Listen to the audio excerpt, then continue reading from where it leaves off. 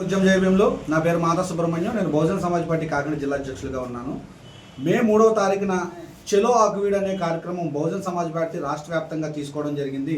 ఎందుకంటే మొన్నట రాత్రి ఆకువీడులో ఉండి నియోజకవర్గం ఆకువీడులో రఘురామకృష్ణరాజు రాత్రి 12 గంటల సమయంలో ప్రతి ఇంటికి 2 పోలీసులను కాపలా పెట్టి రాత్రి కాడ చీకట్లో గొంతలమ్మ గుడిని కూల్చేసి మరుసటి రోజు 3వ తారీఖున మేము రామాలయం శంకుస్థాపన చేస్తున్నాము అని అతను అనౌన్స్మెంట్ చేశాడు.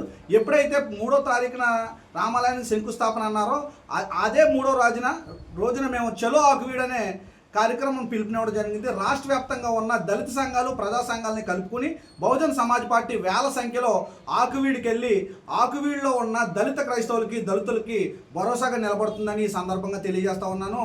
రఘురామకృష్ణరాజు ఎవరైతే ఉన్నారో అతను రామాలయం కట్టుకున్నా ఏ గుడి కట్టుకున్నా ఆళ్ళు వీధుల్లో కట్టుకోమనండి ఆలూరులో కట్టుకోమనండి.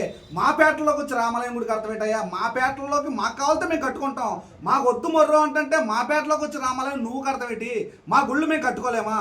ఇది ఖచ్చితంగా నిరంకుశత్వ పాలన. ఇటువంటి పాలనను మేము ఖచ్చితంగా వ్యతిరేకిస్తాము. రాష్ట్రంలో ఇంత మారణకాండ జరుగుతుంటే కూటమి ప్రభుత్వం దానికి వెనకాల నుండి సపోర్ట్ చేస్తుందా? చంద్రబాబు నాయుడు పవన్ కళ్యాణ్ గారు నిద్రపోతున్నారా?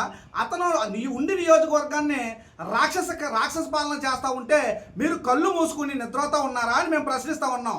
రాష్ట్రంలో మీ పార్టీకి ఎదురు దెబ్బ తగిలే పరిస్థితి వస్తూ ఉంది. కులాల పేరుతోనూ మతాల పేరుతోనూ ఎడదీసి మమ్మల్ని పాలించాలని మీరు చూస్తూ ఉంటే మేము చూస్తూ ఊరుకోము. దళితులకు దళిత క్రైస్తవులకు బహుజన సమాజ్ పార్టీ ఎప్పుడు తోడుగా ఉంటుంది. వారితో పాటు దళిత సంఘాలను కలుపుకొని మేము ముందుకు పోతామని తెలియజేస్తా ఉన్నా. జై భీమ్, జై బీఎస్పీ.